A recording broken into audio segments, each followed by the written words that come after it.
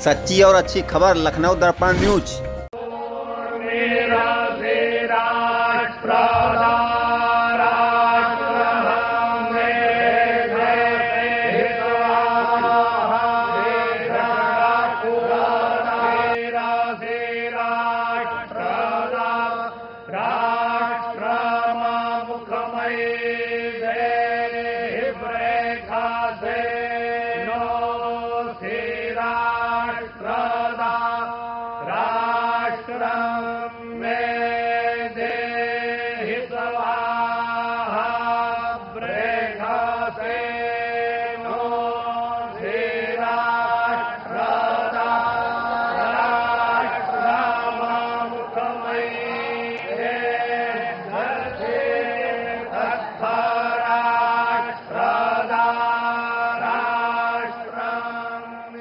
आज अयोध्या नगरी भारत की सांस्कृतिक चेतना के एक और उत्कर्ष बिंदु की साक्षी बन रही है।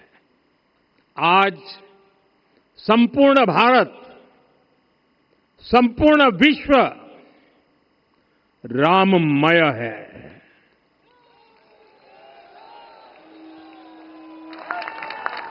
हर राम भक्त के हृदय में अद्वितीय संतोष है, असीम कृतज्ञता है, अपार अलौकिक आनंद है।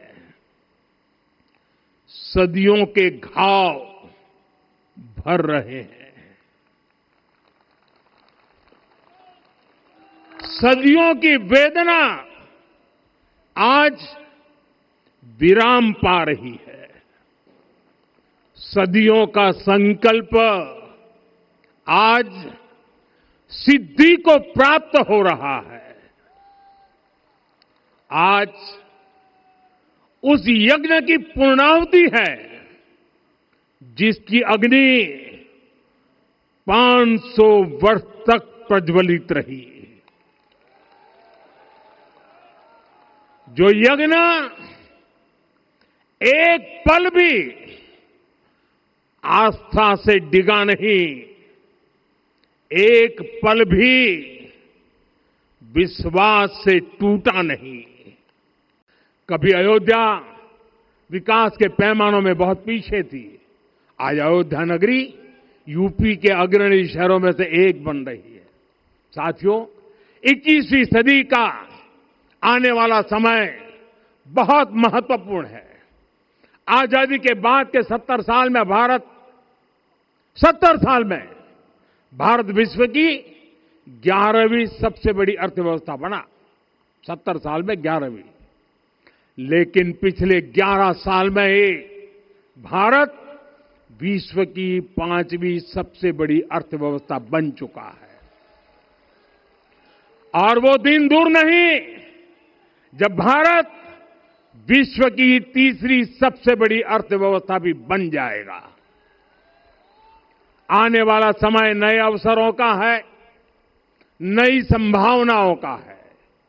और इस अहम कालखंड में भी भगवान राम के विचार ही हमारी प्रेरणा बनेंगे। जब श्री राम के सामने रावण विजय जैसा विशाल लक्ष्य था, तब उन्होंने कहा था, सौरज धीरज ते ही रथ चाका, सत्यशील दृढ़ ध्वज पताका, बल विवेक दम परहित गोरे, क्षमा कृपा समता रजु जोरे।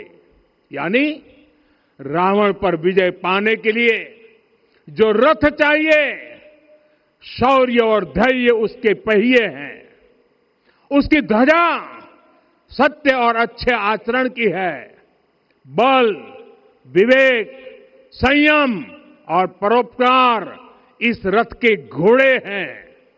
लगाम के रूप में क्षमा, दया और समता है जो रथ को सही दिशा में रखते हैं। साथियों, विकसित भारत की यात्रा को गति देने के लिए ऐसा ही रथ चाहिए, ऐसा रथ जिसके पहिए शौर्य और धैर्य हो। यानी चुनौतियों से टकराने का साहस भी हो और परिणाम आने तक दृढ़ता से डटे रहने का धैर्य भी हो। ऐसा रथ जिसकी ध्वजा सत्य और सर्वोच्च आचरण हो, यानी नीति, नियत और नैतिकता से समझौता कभी न हो। ऐसा रथ जिसके घोड़े बल, विवेक, संयम और परोपकार हो, यानी शक्ति भी हो, बुद्धि भी हो, अनुशासन भी हो और दूसरों के हित का भाव भी हो। ऐसा रथ जिसकी लगाम क्षमा, करुणा और संभाव हो, यानी जहां सफलता का अहंकार नहीं और असफलता में भी दूसरों के प्रति सम्मान बना रहे। और इसलिए मैं आदरपूर्वक कहता हूं, ये पल कंधे से कंधा मिलाने का है, ये पल गति बढ़ाने का है। हमें वो भारत बनाना है जो राम राज्य से प्रेरित हो, और ये तभी संभव है जब स्वयं हित से पहले देश हित होगा, जब राष्ट्र हित सर्वोपरि रहेगा।